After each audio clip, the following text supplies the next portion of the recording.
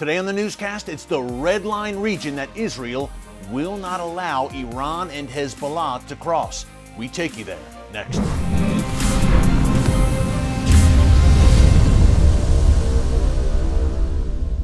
Hey folks, Erick Stakelbeck here. Welcome to the Watchman Newscast. We talk so much here about the Israel-Syria border and how that region could be the trigger for the coming Great Northern War, pitting Israel against the Iranian regime and Hezbollah. Places like Quneitra, you've heard that name many times here on the Watchman Newscast, on the Syrian side of the Israel-Syria border, a place where Iran and Hezbollah and their various radical allies have set up shop with the goal of establishing a permanent foothold on the Syrian side of the Golan Heights from which they can launch attacks against Israel. Basically, the Iranian regime and Hezbollah want to duplicate in Syria what they have established in Lebanon at Israel's northern doorstep, where Hezbollah is entrenched with some 150,000 rockets and missiles pointed at every inch of the Jewish state. Israel says, no way, we will not allow you to do this. It's bad enough you've got this situation in Lebanon.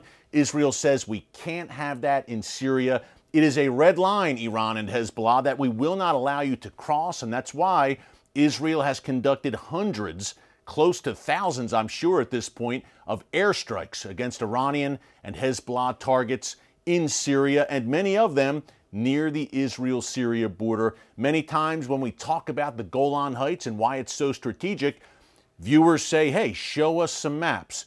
So there's a map, number one, you see there on your screen. But number two, even better than a map, I thought we would take you there today on the ground to the Israel-Syria border with our good friend, former Israeli intelligence officer, Avi Melamed, so you could stare out into Syria, where some of the world's worst actors have gathered at Israel's doorstep. Let's go on the ground to the Israel-Syrian border on the Israeli side of the Golan Heights right now.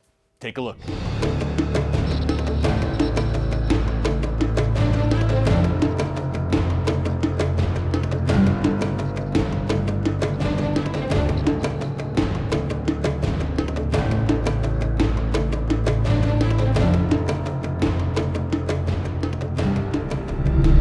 Tell us more about the geography and the topography of the Golan and why it is so crucial, this vantage point where we are standing right now.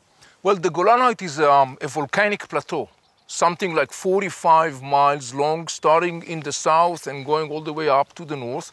In its widest part, the Golan Heights is about 20 miles wide. In its narrowest part, it's about 6 miles. And actually, the western part of the Golan is just overlooking deep into the Israeli territory of the Galilee, the Sea of Galilee, and other places. Reminding you us all, that area used to be controlled by the Syrians up until 1967. Fascinating that this was not Israeli territory not so long ago, but Avi, now it is Israeli territory. Correct. And tell us real quick why it's so important that Israel maintains this territory, because over the years, some in the international community have said, hey, Israel, give the Golan back to Syria. Give it up. You don't need it anymore. Here is the answer, Eric. If you will walk down here and you will reach to the fence, which is about less than half a mile away from here, and once you cross the fence and you will start walking all the way eastwards, crossing through Syria, crossing through Iraq until you reach the Iranian borders, you are crossing through an area of dozens and dozens of millions of people that have two things in common as of today. One, they are butchering each other, and two, all of them are very hostile to the state of Israel. And the state of America, the United States. Among other things. Yeah. So that is the answer for the reason why is it so significant that Israel will maintain a presence in the Golan Heights that is really a buffer zone. Yeah. Because on the other side of the fence, as I said before, all you could see are people that, in a different level of intensity, are very hostile to the state of Israel. Yeah, Avi, this is a buffer. And by the way, just with a strategic, great vantage point. Look, we're on the mountains here.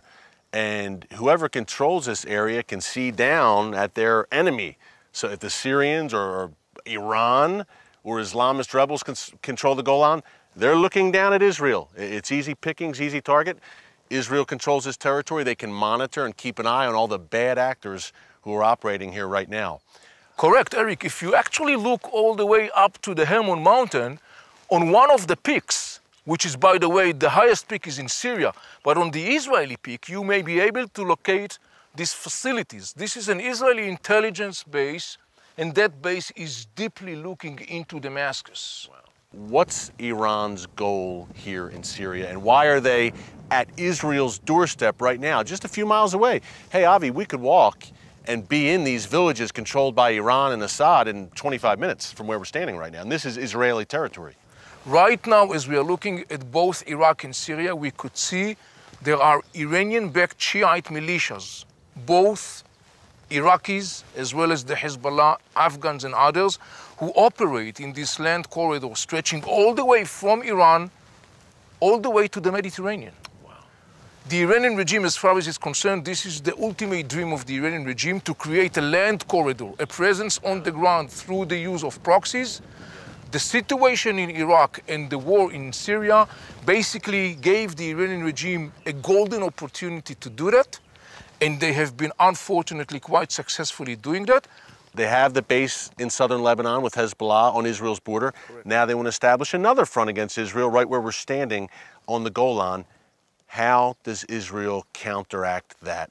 What has Israel been doing to battle against that Iranian influence at its doorstep?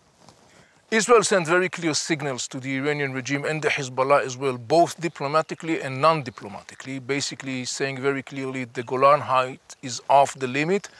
One of the interesting aspects in the context of that is that the presence of Russia in Syria, as of now, plays a significantly positive role as far as Israel is concerned, because Vladimir Putin is tuned to the Israeli strategic interest.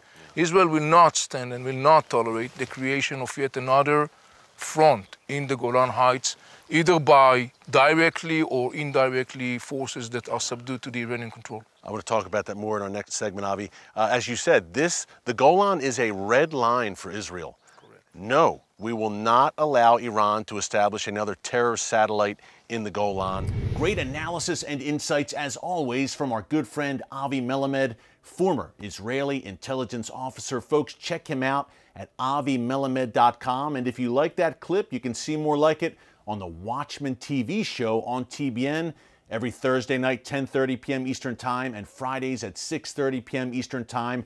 Last programming note, this Thursday, November 4th, we'll have a Watchman live stream for you right here on the YouTube channel between 4 p.m. and 5 p.m. Eastern Time. We're doing a live stream once a week now, and we're getting a great response. We have a Q&A session on every live stream, so be sure to bring some great questions, and I will try my best to answer them for you. We'll be getting into all the latest Middle East news and how it affects you, no matter where you live. So be sure to tune in right here Thursday, 4 p.m. Eastern Time for a Watchman Newscast live stream. Until tomorrow, thanks for joining us today. God bless you. And remember, never hold your peace.